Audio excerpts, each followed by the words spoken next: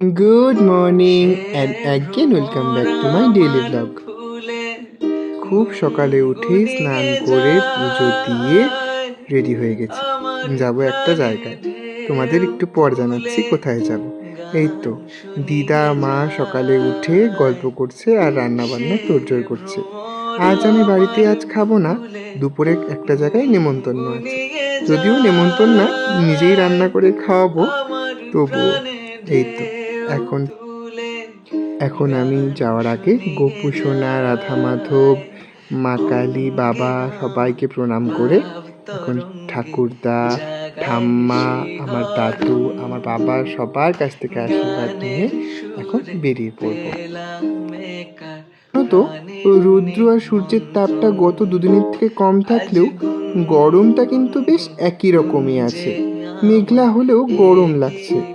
আর এই তো বাড়ি থেকে বেরোনোর সময় এই উটপটাং মহারাজ এসে হাজির। সকালবেলা উঠে পাড়া না বেরোলে সারাদিন তো কাটেই না ঠিকভাবে। আজ তো নেমন্তন্ন আছে, তাই আমি কখন যাব সেটা শুনতেই এই মহারাজ আমার বাড়িতে এসছে। এখন টিউশন শেষ করে আমি যাচ্ছি সুকন্যার বাড়ি, সুকন্যার কাছ থেকে একটা জিনিস নিতে। ও বোলপুর চলে যাবে, তাই যাবার আগে ওর কাছ থেকে জিনিসটা নিয়ে আসতে চাচ্ছি। আর এই যে কথা বলতে বলতে আমি আমার ছোটবেলার স্কুলের সামনে চলে এলাম। ক্লাস 1 থেকে ক্লাস 4 অবধি আমি এখানেই পড়েছি। যখনই সামনে আসি পুরনো স্মৃতিগুলো চোখে ভেসে আসে। এই তো সুকন্যার ওখান থেকে আমি চলে এলাম ভাইয়ের বাড়ি। এসে দেখি ওরা কিচ্ছু জোগাড় করেনি, আমি আসবো তারপর শুরু করবে। এই তো আমি এসে আলু পেঁয়াজগুলো টুকটাক কেটে নিয়ে এখন বোনকে বললাম তুই তেলটা ছেঁকে বসিয়ে দে। বোন শুধু তেলটা ছেঁকে বসিয়ে দিল, এরপর আমি রান্না শুরু করব। আমি আসার 5 মিনিটের মধ্যেই ভাই চলে এসছে। আর ভাইকে আজকে আমি একটা গুরুদায়িত্ব দিয়েছি। আমি বলেছি আজ আমি যা সুন্দর সুন্দর রান্নাগুলো করব, সেটা ভালো হোক মন্দ হোক তুই পুরোটা ভিডিও করবি, আমি নতুন ব্লগিং চ্যানেলে সেটা ছাড়বো।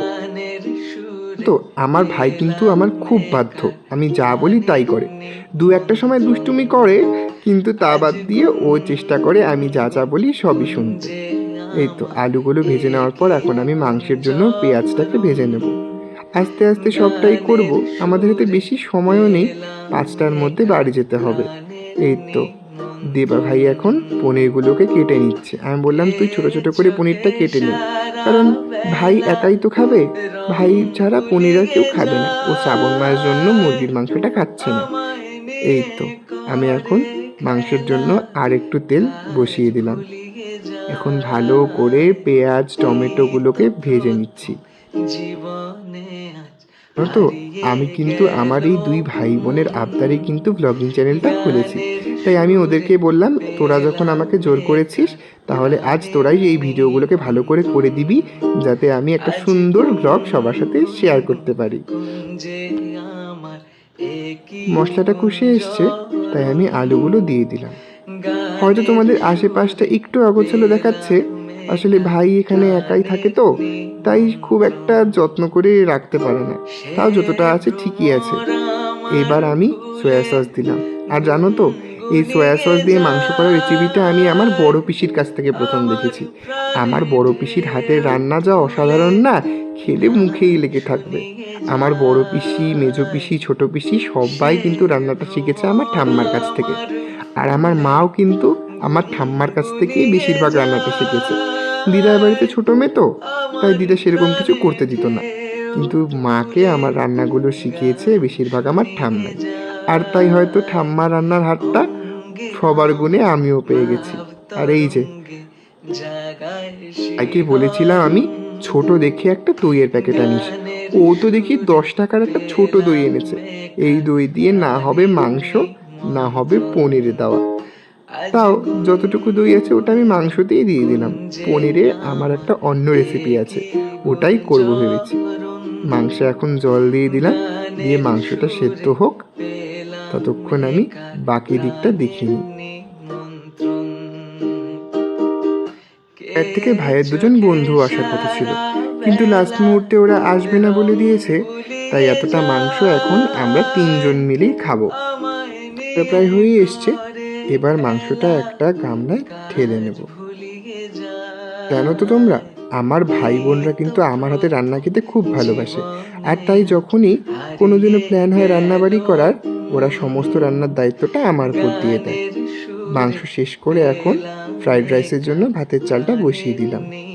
এই তো ভাতটা প্রায় হয়েই এসছে, তাও দু একবার মাঝে মধ্যে এসে দেখে নিচ্ছি। খুব একটা রান্না করা তো অভ্যেস নেই, এরকম টুকটাক হুজুকে অনুষ্ঠানেই রান্না করি। তাই ভয় হয় যদি ভাতের মাঠটা পড়ে যায়, গিয়ে তো সেই জায়গাটা আবার নোংরা হবে। এই তো এখন ভাইয়ের জন্য পনিরটা বসিয়ে দিলাম। ও একাই খাবে তাই এতটুকুই পরিমাণে নিয়েছি।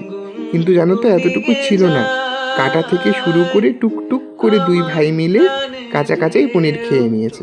তাই আমি বলেছি এখন যতটুকু আছে অতটুকু দিয়েই তোকে খেতে হবে। ভাই তো নিরামিষ পনির খাবে, তাই কীভাবে করবো বুঝতে পারছিলাম না। আর নিরামিষ পনিরের রেসিপি তো ভোগ বাদ দিয়ে আমি সেরকম করিও না। তাই হুট করে মাথায় প্ল্যান করলাম যে যাই হোক একটু চিলি চিলি টাইপেরই পনির করব। আর গরম রান্নার ফাঁকে তাই বোন এসে আমাকে একটু কোক দিয়ে গেল। এই তো খুব সিম্পলভাবেই আমি পনিরটা রান্না করছিলাম। পরে দেখলাম ঘরে কিষান কেচাপ আরও সোয়া চিলির খুব সুন্দর সুন্দর প্যাকেট আছে। তো ভাবলাম তাহলে ওই চিলি পনিরের মতোই কিছু একটা বানানোর চেষ্টা করি। এই তো পনিরটা প্রায় হয়েই এসছে। ভাইকে মাঝে দেখে বললাম, তুই দেখ তো, তুই তো একাই খাবি, তোর টেস্টের জন্যই রান্না হচ্ছে, তুই দেখ আগে একবার চেখে দেখ কেমন হয়। তবে একদিক দিয়ে আমি নিশ্চিন্ত, আমার ভাই কোনোদিনও আমার রান্নার কদর ছাড়া নিন্দা করে না। এই তো পনির শেষ করে এখন আমি বসিয়েছি ফ্রাইড রাইস। কড়াইটা একটু ছোট হয়ে গেছে, দুবারে করতে হবে, তাই প্রথমবারের জন্য গাজরটাকে ভেজে নিচ্ছি। গাজর ভাজার পর এবার বরবটিটাকেও ভেজে নিচ্ছি।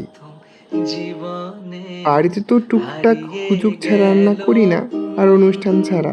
তাই এখানে এসে যখন আমি রান্না করতে পেরেছি, নিজের মনের মতো করে রান্না করেছি। এই তো প্রথমবারের মতো ফ্রাইড রাইসটা হয়ে গেছে।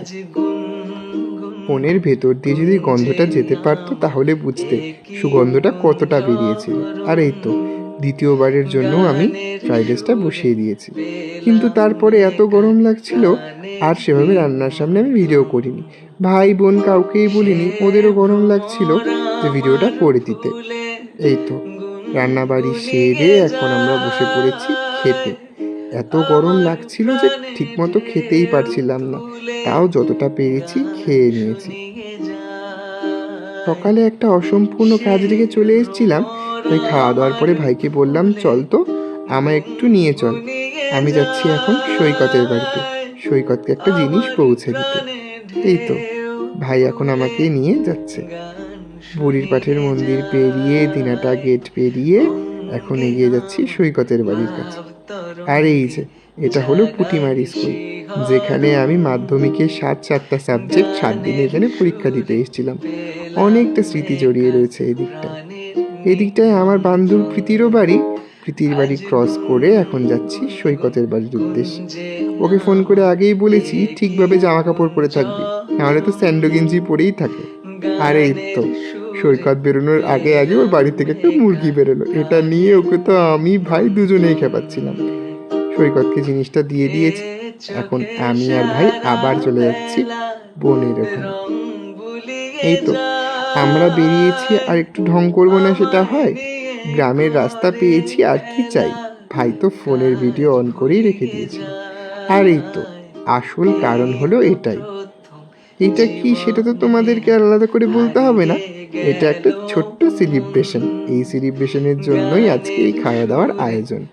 আর ওদের তরফ থেকে এটা আমাদের জন্য একটা যেমন উপহার, আমিও তেমন ওদেরকে রান্না বান্না করে খাইয়েছি, এটাও আমার তরফ থেকে একটা ছোট্ট উপহার। এভাবেই আজকের দিনটা হাসি মজা কেটে গেল। আজ তাহলে এই পর্যন্তই। তোমাদের সঙ্গে দেখা হবে আরও কোনো সুন্দর একটা ব্লগে। ততক্ষণের জন্য টাটা, বাই।